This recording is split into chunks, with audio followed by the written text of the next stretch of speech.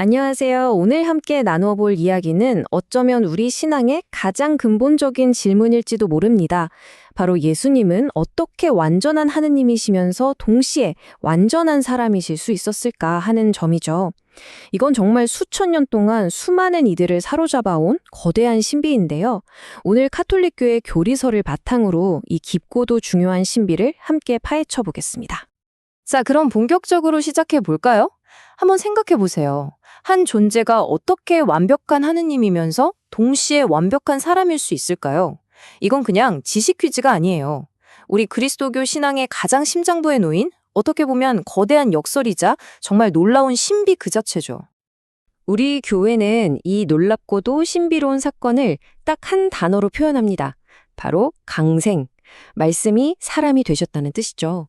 이 강생의 신비가 바로 오늘 우리가 탐구할 모든 이야기의 핵심 열쇠라고 할 수 있겠습니다.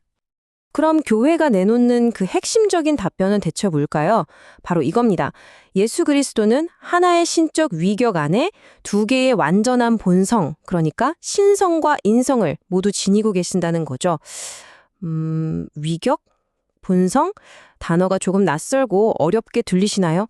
괜찮습니다. 걱정 마세요. 제가 하나씩 아주 명확하게 짚어드릴게요. 먼저 위격부터 볼게요. 위격은 아주 간단하게 말해서 누구인가 라는 질문에 대한 답이에요. 모든 생각과 행동을 하는 그 주체, 바로 그 자신을 가리키는 거죠. 예수님의 경우에는 이 행동의 주체가 딱 하나, 바로 영원으로부터 계신 하느님의 아들이라는 겁니다. 반면에 본성은요, 무엇인가 라는 질문에 대한 답이라고 생각하시면 돼요. 그 존재가 가진 고유한 속성, 본질 같은 거죠. 그러니까 예수님께서는 바로 이 본성을 두 가지나 갖고 계셨던 거예요. 하나는 하느님의 본성, 다른 하나는 우리와 똑같은 인간의 본성. 자, 그럼 그 첫 번째 본성부터 한번 자세히 들여다볼까요? 예수 그리스도께서 참 하느님이시라는 것. 이게 대체 무슨 뜻일까요? 우리가 미사 때마다 바치는 신경에 나오는 이 구절이 그 의미를 정말 잘 압축해서 보여줍니다. 창조되지 않고 나셨다. 이건 무슨 말이냐면 예수님은 만들어진 존재, 즉 피조물이 아니라는 뜻이에요. 그리고 성부와 한 본체, 이건 아버지 하느님과 본질적으로 완전히 100% 똑같다는 의미입니다. 정말 강력한 선언이죠. 이걸 좀 정리해보면 이렇습니다. 예수님은 영원 전부터 성부에게서 나신 분이고 본질적으로 성부 하느님과 완벽하게 동일한 분이라는 거예요. 사람이 되셨다고 해서 그분의 신성이 조금이라도 줄어들거나 변질되거나 약해진 게 전혀 아니라는 거죠. 어제도 오늘도 그리고 영원히 완전한 하느님이십니다. 좋습니다. 이제 다음으로 넘어가서 그분의 두 번째 본성을 살펴볼 차례입니다. 예수님께서 우리와 똑같은 참 사람이시라는 건 또 어떤 의미를 가지고 있을까요? 이 성경 구절이 예수님의 인성이 얼마나 완전했는지를 정말 잘 보여주죠. 그분은 우리가 느끼는 기쁨, 슬픔, 고통, 심지어는 유혹까지도 정말 모든 면에서 우리와 똑같이 겪으셨습니다. 하지만 결정적인 차이가 딱 하나 있었죠. 바로 죄는 짓지 않으셨다는 점. 이것이야말로 그분의 인성이 얼마나 완전했는지를 보여주는 증거입니다.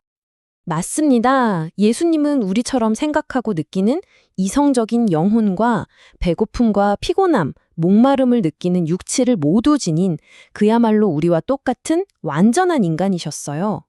동정 마리아에게서 태어나셨다는 사실이 바로 그분이 우리 인류와 완전히 같은 본성을 공유하신다는 걸 보여주는 거죠.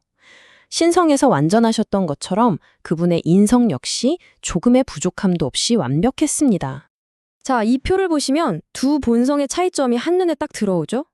한쪽에서는 성부와 본질이 같으시고 영원으로부터 나신 창조주이신데 다른 한쪽에서는 우리와 본질이 같으시고 마리아에게서 태어나신 인성으로만 보면 피조물이셨던 거죠.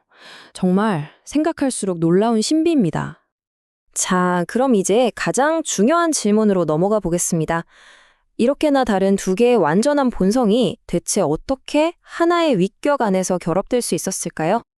여기서 핵심 포인트는 이겁니다. 두 본성이 서로 막 뒤섞여서 새로운 제3의 본성이 되거나 아니면 예수님 안에서 신성 따로 인성 따로 놀거나 그런 게 아니라는 거예요. 신성은 신성 그대로, 인성은 인성 그대로 완벽하게 보존된 채로 오직 하느님 아들이라는 단 하나의 위격 안에서 온전히 하나로 합쳐진 겁니다. 이 복잡한 신비를 어떻게 하면 조금 더 쉽게 이해할 수 있을까 고민하다가 아주 좋은 비유를 하나 가져왔습니다. 바로 태양을 한번 떠올려 보시죠. 태양은 우리에게 아주 뚜렷한 두 가지 성질을 보내주잖아요. 바로 밝은 빛과 따뜻한 열입니다. 이 비유에서 빛을 예수님의 신성이라고 생각하고 열을 그분의 인성이라고 한번 생각해 보는 거예요. 중요한 건 이거죠. 빛하고 열은 분명히 다른 성질이고 서로 섞이지도 않아요. 하지만 이 둘 다 어디서 나오죠? 맞아요. 태양이라는 하나의 존재로부터 나오잖아요. 바로 그것처럼 신성과 인성은 서로 섞이지 않고 각각 완전하지만 예수 그리스도라는 단 하나의 위격에 속해 있는 겁니다. 이 결합이 가져오는 결과는 이건 정말 엄청납니다. 한번 생각해 보세요. 예수님께서 인간으로서 하신 모든 일들 있잖아요. 그분이 하신 말씀, 그분이 행하신 기적, 심지어 십자가 위에서 겪으신 그 끔찍한 고통과 죽음까지도 그 모든 행동의 주체가 바로 하느님의 아들이라는 신적인 위격이라는 뜻이거든요. 다시 말해서 그분의 모든 인간적인 행동 하나하나가 무한한 신적 가치를 지니게 되었다는 겁니다. 자, 지금까지 조금은 복잡하고 어려운 신학 이야기를 한 것 같기도 한데, 그래서 이게 도대체 왜 중요할까요? 지금을 살아가는 우리랑 무슨 상관이 있는 걸까요? 그 이유는 바로 여기에 있습니다. 예수님께서 하느님과 우리 인간 사이를 이어주는 유일한 다리가 되시기 때문이에요. 완전한 하느님이시기에 하느님께 닿을 수 있고, 완전한 인간이시기에 우리를 대신해서 그 손을 내밀어 주실 수 있는 유일한 분인 거죠. 그렇습니다. 바로 그거예요. 그분은 우리와 똑같은 참된 인성을 가지셨기 때문에 온 인류를 대표해서 자신을 희생 제물로 바치실 자격이 있으셨던 거고요. 그리고 동시에 그분은 참 하느님이셨기 때문에 그 희생이 우리 모두를 죄에서 구원할 무한한 힘과 가치를 가질 수 있었던 겁니다. 오늘 우리는 예수 그리스도께서 어떻게 참 하느님이시며 참 사람이신지 그 깊은 신비에 대해 함께 들여다보았습니다. 마지막으로 이 질문을 여러분께 남겨두고 싶습니다. 영원하고 전능하신 하느님께서 우리와 똑같은 연약한 사람이 되셨다는 이 엄청난 사건이 바로 오늘을 살아가는 나의 삶에는 과연 어떤 의미로 다가오고 있을까요? 한번 조용히 생각해 볼 문제입니다.